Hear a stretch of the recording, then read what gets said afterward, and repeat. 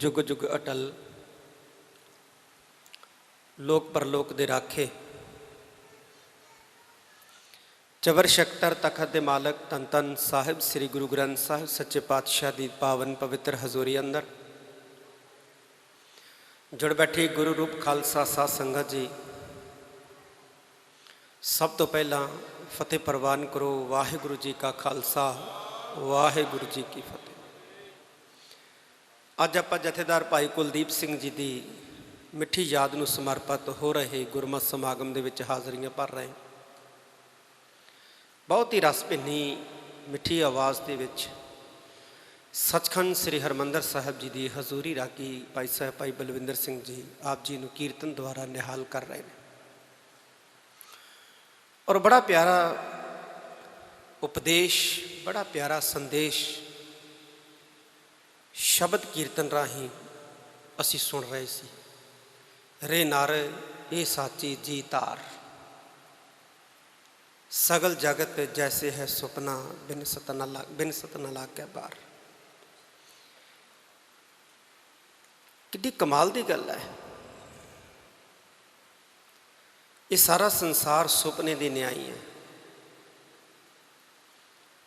और इनू बिनसदियां समा नहीं लगता। इस संसार के अंदर किन्ने जिया जंत हैं।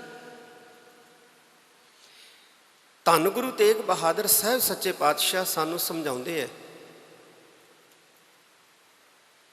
कि इस जगत की ये मर्यादा है कि जो संसार दे विच जगत दे विच आया है उन्हें तुरना ही तुरना है। जो उपजियो सो बिनसा है। ये परमेश्वर का विधान है, अकाल पुरख की मर्यादा है। धन गुरु अर्जन देव जी महाराज कहते ने जो जन्म है सो जन मोआ। जिन्हें जन्म ले लिया उन्हें मुकना ही मुकना है, खत्म होना ही होना है। साड़ी जिंदगी जिहड़ी असी संसार के अंदर जिउ रहे हैं, ये अंदर भी जिंदगी चल रही है। एक असी पढ़ते हैं अखबारों के विच क्लोन विधि राही किसी जीव की संरचना कर लैनी। किसी जीव के अंदरों एक सैल लेंदे ने ते उस सैल तो उहो जिहा जीव जिहड़ा है वो तैयार कर देंदे ने क्लोन विधि राही। इसदा मतलब है कि जीव के अंदर जिहड़ा सैल है उहदे अंदर भी एक जीवन है।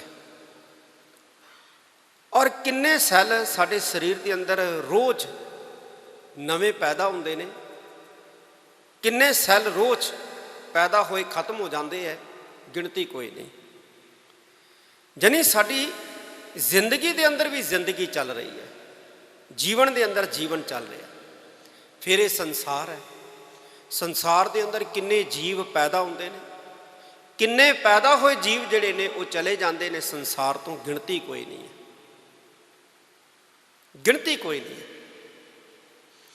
मुकदी गल कि इस जगत के अंदर जो पैदा हो रहा है उन्हें बिनसना ही बिनसना है, बिनसना ही बिनसना है। तो ये संसार पैदा होया, इस संसार ने भी बिनसना है, जगत ने भी बिनसना है, क्योंकि पैदा होया ना। एक कोई हस्ती है जिहड़ी कदे नहीं बिनसदी और वह है अकाल पुरख। क्यों? क्योंकि वह जन्म ही नहीं होया, वो पैदा ही नहीं होया। धन गुरु अर्जन देव जी महाराज कहते भरम भुलेखियां दे विच पए लोग कच्चियां गल्लां कर जाते हैं कि रब जन्म लैंदा है, ईश्वर जन्म लैंदा है, पर ईश्वर जन्म नहीं लैंदा।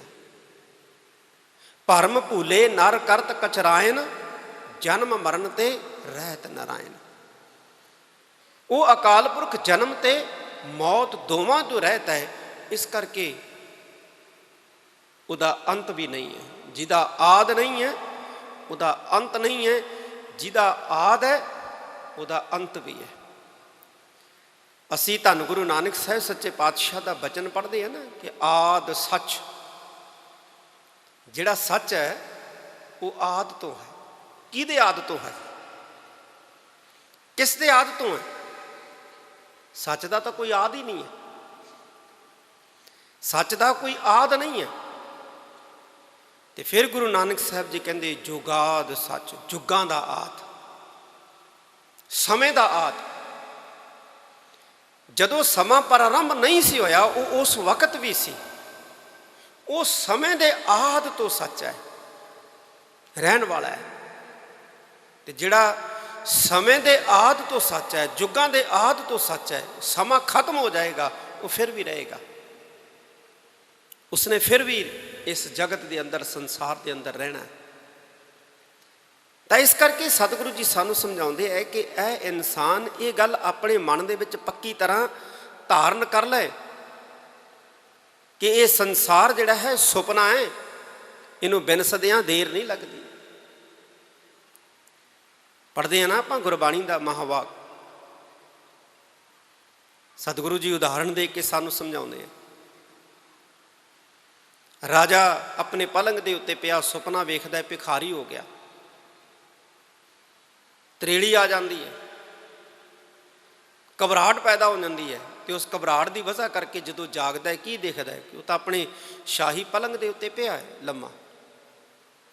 ਭਿਖਾਰੀ ਫੁੱਟਪਾਥ ਦੇ ਕੰਢੇ ਤੇ ਪਿਆ ਸੁਪਨਾ ਦੇਖਦਾ ਕਿ ਉਹ ਰਾਜਾ ਬਣ ਗਿਆ।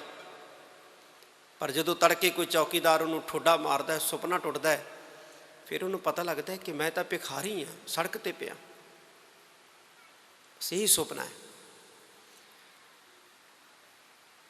ਅਸੀਂ ਇਸ ਸੰਸਾਰ 'ਚ ਜ਼ਿੰਦਗੀ ਜਿਉ ਰਹੇ ਹਾਂ। ਕੋਈ ਰਾਜਾ ਬਣਿਆ ਹੈ, ਕੋਈ ਭਿਖਾਰੀ ਹੈ, ਕੋਈ ਕਿਸਾਨ ਹੈ, ਕੋਈ ਮਜ਼ਦੂਰ ਹੈ, ਕੋਈ ਕੁਝ ਹੈ, ਕੋਈ ਕੁਝ ਹੈ, ਕੋਈ ਕੁਝ ਹੈ।